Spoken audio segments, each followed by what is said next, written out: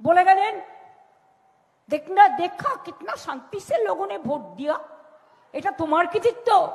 তুমি ওখানে দাঁড়িয়ে আমার বলছো বাংলা নাকি জ্বলছে, লজ্জা করে না? দুমুখো সাপ। এক জায়গায় বলছো তুমি জ্বলছে, আর এক জায়গায় বলছো বাংলায় অশান্তি চলছে। কি মা ভাই মা বোনেরা, আপনারা রাস্তায় বেরোতে পারেন না? উত্তরপ্রদেশ হলে পারতেন, বিহার হলে পারতেন।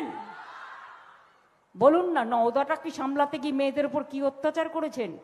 এখানে এইসব ভাষণ না দিয়ে মণিপুরে গিয়ে একটু দিন না। হোম মিনিস্টার বলছে আমি 29 তারিখ পর্যন্ত এখানে থাকবো।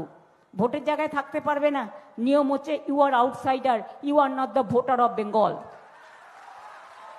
You must know the rules. গায়ের জোরে নাকি সবকিছু?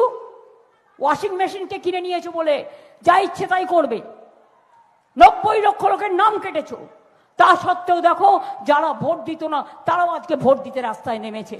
আর ওই ভোটে আমরাই জিতবো, অন্য কেউ নয়।